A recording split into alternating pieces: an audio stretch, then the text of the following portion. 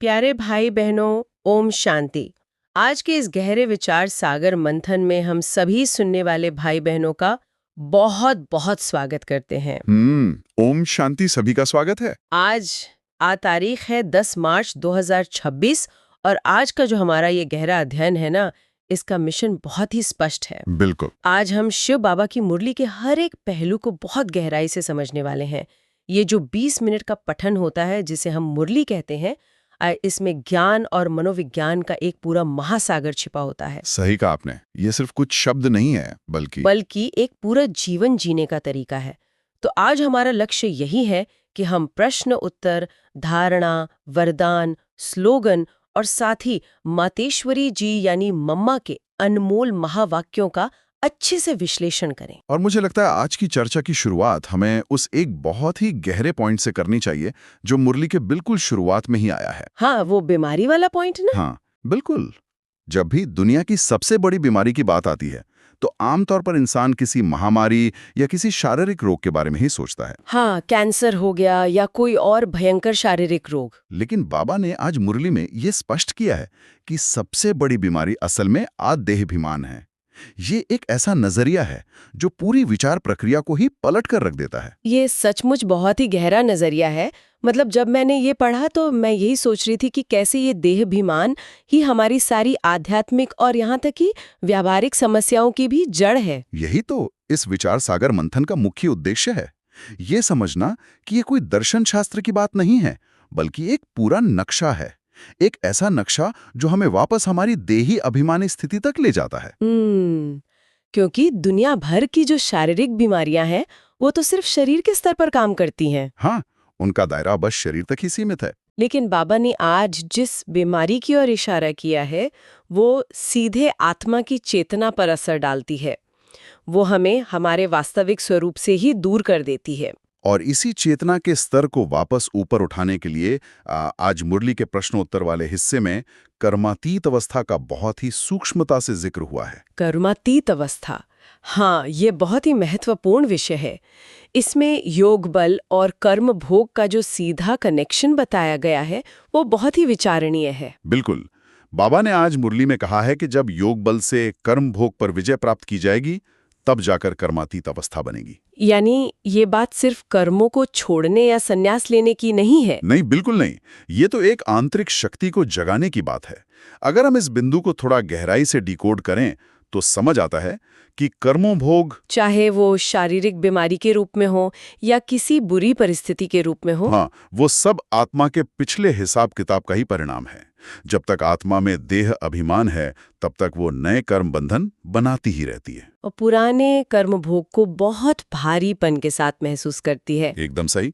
लेकिन जैसे ही कोई निरंतर देही अभिमानी स्थिति में रहने लगता है यानी योग बल का विकास करता है तो वो बल एक ऐसी आग का काम करता है जो सारे पुराने हिसाब किताब को चुकतू कर देता है। जी, कर्मातीत अवस्था का अर्थ ही यही है कि कर्म करते हुए भी उसके प्रभाव या लेप छेप से पूरी तरह मुक्त रहना। और ये तभी संभव है जब वो सबसे बड़ी बीमारी जिसका हमने अभी जिक्र किया यानी देह अभिमान वो पूरी तरह से समाप्त हो जाए। और इसी देह अभिमान की बीमारी के खतरनाक परिणामों को समझाने के लिए बाबा ने आज मुरली में एक बहुत ही सटीक तुलना भी की है। देवी देवताओं के पतन वाली तुलना ना। हाँ, मुरली में याद दिलाया गया है कि कैसे जो देवता 16 कला संपूर्ण थे, सर्वगुण संपन्न थे और इस विश्व के मालिक थे, उनका कैसा डाउनफॉल हुआ। बिल्कुल, वे हीरे जैसे से कौड़ी जैसे बन गए। ये एक बहुत ही बड़ा कॉन्ट्रास्ट है, हीरे से सीधे कौड़ी तक का सफर। ये सिर्फ एक इतिहास की कहानी नहीं है। मैं तो सोच रही थी कि ये चेतना के स्तर पर हुए एक बहुत भारी नुकसान की कहानी है। और इस पतन के पीछे का जो आध्यात्मिक विज्ञान है वो आज की मुरली में बहुत स्पष्ट रूप से समझाया गया है। वो कैसे? देखिए, जब तक आत्माएं आत्म अभिमानी अवस्था में थीं, जिसे सतयुग कहा गया है, तब तक हर एक कर्म सुखदायी था। कोई दुख का नाम निशान नहीं था। लेकिन जैसे ही द्वापर युग शुरू हुआ जिसे रावण राज्य की संज्ञा दी गई है तो आत्माओं की चेतना में गिरावट आने लगी। मतलब देह अभिमान आते ही पांचों विकार सक्रिय हो गए। हाँ, और ये गिरावट कोई रातों रात नहीं हुई। ये चेतना के स्तर पर धीरे धीरे हुई। जो भारत कभी सर्वगुण संपन्न और हीरे समान था वो विकारों के प्रवेश के कारण धीरे धीरे कौड़ी समान स्थिति में पहुंच गया। तो आज की मुरली ये पूरी तरह स्पष्ट करती है कि ये सारा खेल हमारी आंतरिक स्मृति के खो जाने का ही परिणाम है। बिल्कुल। और जब हम इस प्राचीन इतिहास और पतन की बात करते हैं तो स्वाभाविक रूप से ये चर्चा दुनिया के सच्चे इतिहास और भूगोल की ओर मोड़ ही जाती है। हाँ, आज की मुरली में इतिहास को देखने का एक बिल्कुल ही अलग नजरिया दिया गया है, जो आम दुनिया की सोच से बहुत अलग है। आमतौर पर क्या होता है कि शास्त्रों में कल्प की आयु लाखों वर्ष बता दी गई है। इससे सुनने वाले भाई बहनों को भी लगेगा कि एक तरह की आध्यात्मिक नींद या अलबेलापन आ जाता है। इंसान सोचता है कि अभी तो बहुत समय पड़ा है। हाँ, लेकिन बाबा ने आज क्रिश्चियन लोगों की उस मान्यता का भी जिक्र किया है जहां वो मानते हैं कि क्राइस्ट से 3000 वर्ष पहले पैराडाइज यानी स्वर्ग था। ये दोनों बातें एक दूसरे के बिल्कुल आमने सामने खड़ी नजर आती हैं। अगर हम आज के इस पठन के आधार पर इन डॉट्स को कनेक्ट करें तो क्या समझ आता है? एक बहुत ही दिलचस्प टाइमलाइन उभर कर आती है। जब शास्त्रों ने समय को लाखों वर्ष का बता दिया तो मानव चेतना ने मान लिया कि परिवर्तन के लिए अभी अनंत समय शेष है। लेकिन क्रिश्चियन मान्यता का संदर्भ देकर मुरली में ये स्पष्ट किया गया है कि वो पैराडाइज कोई काल्पनिक जगह नहीं थी। नहीं, वो कोई कहानी नहीं थी। वो 3000 वर्ष पूर्व का प्राचीन भारत ही था, जहां देवी देवताओं का राज्य था। तो मुरली के अनुसार दुनिया के जो इतिहासकार हैं उन्हें इस सच्ची हिस्ट्री और ज्योग्राफी का भान ही नहीं है। इंसान बस यही सोच रहा है कि वो भौतिक रूप से बहुत विकास कर रहा है, जबकि इस दर्शन के अनुसार आध्यात्मिक दृष्टि से हम सबसे निचले स्तर पर हैं। ये बहुत गहरी बात है और इसी बात को गहराई देने के लिए आज मुरली में जो गीत बजाया गया, रात के राही थक मत जाना, सुबह की मंजिल दूर नहीं। हाँ, ये गीत ये अपने आप में एक बहुत बड़ा संदेश है। ये कोई साधारण धुन नहीं है। ये एक तरह का आश्वासन है कि ब्रह्मा की वो लंबी रात अब समाप्त होने की कगार पर है। और इसी के साथ मुरली में आत्माओं के रिजुविनेशन यानी पुनर्जीवन की जो बात कही गई है वो बहुत ही प्रासंगिक लगती है। बिल्कुल। भले ही अभी वो परिवर्तन 5% या 10% ही क्यों ना हो, लेकिन चेतना का वो रिजुविनेशन शुरू हो चुका है। ये रिजुविनेशन असल में उसी हीरे जैसी स्थिति को वापस पाने का पुरुषार्थ ही तो है। हाँ, मुरली में सूर्यवंशी और चंद्रवंशी राजधानी का जो उल्लेख किया गया है वो इसी आध्यात्मिक प्रयासों के परिणामों को दर्शाता है। मतलब जो आत्मा जितना अधिक देही अभिमानी बनने का अभ्यास करेगी वो उसी अनुपात में इस नए राज्य में अपना स्थान सुनिश्चित करेगी। ये एक बहुत ही स्पष्ट गणित है और इसीलिए रात के राही को थकने से मना किया गया है, क्योंकि ये पुरानी अज्ञानता की रात अपने बिल्कुल अंतिम चरण में है। और यहाँ थोड़ी सी भी थकान या देह अभिमान की बीमारी वापस उसी अंधेरे में धकेल सकती है। सही बात है। अच्छा, जब हम इस नए राज्य की बात कर ही रहे हैं तो आज के पठन में गॉडली वर्ल्ड गवर्नमेंट यानी ईश्वरीय सरकार का जो कॉन्सेप्ट सामने आता है वो भी बहुत दिलचस्प है। हाँ, दुनियावी सरकारों से बिल्कुल अलग। आज दुनिया में हम कई तरह की सरकारों और उनके न्याय तंत्रों को देखते हैं, लेकिन इस ईश्वरी सरकार की जो कार्यप्रणाली बाबा ने बताई है वो बिल्कुल अलग ही स्तर की है। इस ईश्वरीय सरकार की व्यवस्था में सबसे महत्वपूर्ण भूमिका धर्मराज की बताई गई है, जिन्हें इस सरकार का राइट हैंड कहा गया है ना? जी। दुनियावी सरकारों के कानून से इंसान शायद पैसे या पावर के बल पर बच निकले, लेकिन मुरली के अनुसार इस ईश्वरीय न्याय तंत्र से कोई नहीं बच सकता। ये कर्मों की एक अचूक और स्वचालित व्यवस्था है। अच्छे कर्मों का फल निश्चित है, लेकिन अगर देह अभिमान के वशीभूत होकर कोई विकारी कर्म किए जाते हैं तो उसकी बहुत कड़ी सजा का भी प्रावधान है। इसी संदर्भ में मुरली में गर्भ जेल की सजा का जो जिक्र आया है वो सुनने में भले ही कठोर लगे। हाँ, थोड़ा कठोर लगता है, लेकिन अगर हम इसे आध्यात्मिक न्याय के परिप्रेक्ष्य में देखें तो ये कर्मों की गहन गति को दर्शाता है। ये किसी को डराने के लिए नहीं है, बल्कि इस सत्य को स्वीकार करने के लिए है कि आत्मा को हर एक कर्म का हिसाब चुकाना ही पड़ता है। बिल्कुल। और इसी सत्य को दुनिया तक पहुंचाने के लिए बाबा ने आज मुरली में एक बहुत ही भव्य विजन प्रस्तुत किया है। हाँ, वो दिल्ली के विज्ञान भवन वाला विजन। वो विजन सचमुच बहुत विशाल है। बाबा ने कहा कि मुख्य सरकारी स्थान पर सबको बुलाकर सारे विश्व की सच्ची हिस्ट्री और ज्योग्राफी को समझाना चाहिए। और इस सेवा की सबसे बड़ी खूबी क्या बताई गई है कि यह पूरी तरह से निस्वार्थ होनी चाहिए। एकदम निस्वार्थ। मुरली में स्पष्ट हिदायत है कि इस ज्ञान को देने के बदले किसी से कोई पैसे या भेंट नहीं ली जा सकती। यह निस्वार्थ भाव ही इस ईश्वरीय मिशन की सत्यता को प्रमाणित करता है। मैं सोच रही थी कि हम किसी से कुछ ले नहीं सकते, जो भी दिया जाएगा वो सिर्फ सेवा के कार्य में ही लगेगा। और इसी महानता के कारण मुरली में त्रिमूर्ति शिव जयंती को हीरे तुल्य बताया गया है, जबकि बाकी सभी जयंतियों को कौड़ी तुल्य कहा गया है। ये तुलना इस बात को रेखांकित करती है कि जब परमात्मा स्वयं आकर आत्माओं को फिर से हीरे जैसा बनाते हैं, तो वो समय पूरे कल्प में सबसे अमूल्य बन जाता है।